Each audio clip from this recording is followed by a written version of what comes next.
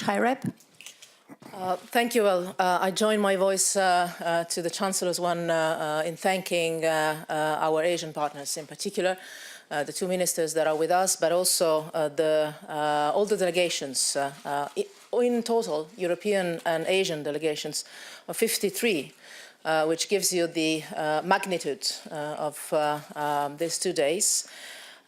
With over 40 delegations represented either at the level of heads of state and government or ministerial level.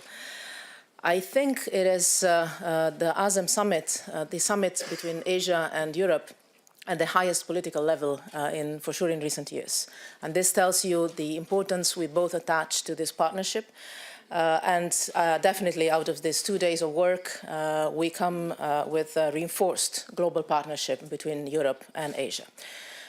What we agree together matters not only to the two of us, but also to the entire world. You know the numbers. Europe and Asia together are 55% of global trade, 60% of global population, 65% of global economy, 75% of global tourism. And if we continue in the list, you realize that together we represent a real global power.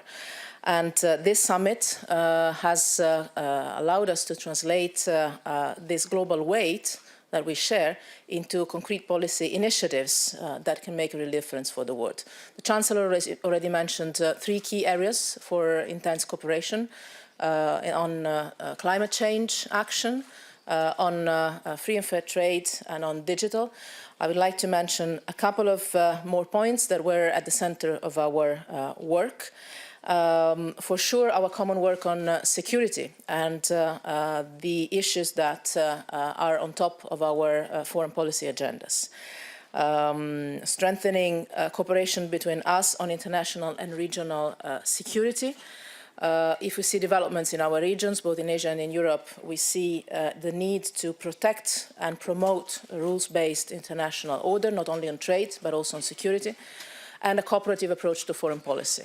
In particular, we discussed our full support and our willingness to accompany the diplomatic process in the Korean Peninsula. In this respect, I would like to commend and appreciate the leadership of the Republic of Korea, President Moon, Foreign Minister Kang, that have indeed put new hope, not only in the Korean Peninsula, not only in Asia, but in the entire world.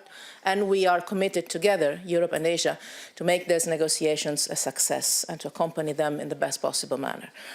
We also share the intention to uphold the multilateral system with the United Nations at its core, all other multilateral nuclear non-proliferation agreements, starting from the JCPOA. And another point we discussed at length with a lot of understanding and convergences is the need to increase connectivity between our two continents. Just last Monday, a few days ago, the European Union foreign ministers agreed on ways to strengthen connectivity between Europe and Asia in a sustainable, comprehensive and rules-based manner. And I'm happy to see that this approach is also shared by our Asian partners.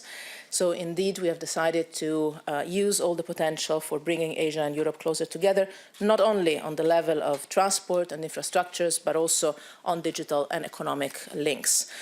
As the Chancellor said, there is a clear commitment between us to maintain and strengthen open free trade, to work for the reform of WTO. Later this afternoon, in a few hours, we will sign a new partnership, free trade and investment agreement with Singapore, only a few months after we signed important agreements with Japan, and others are in the making. So there is, I would say, a new wave of agreements, trade agreements, but also partnership agreements the European Union is promoting around the world and in the Asia-Pacific region in particular.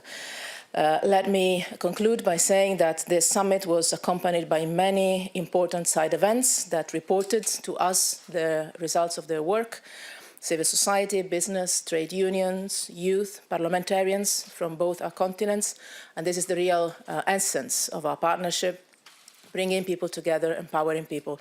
And I think that this summit gives us the possibility to use the full potential of our joint strength.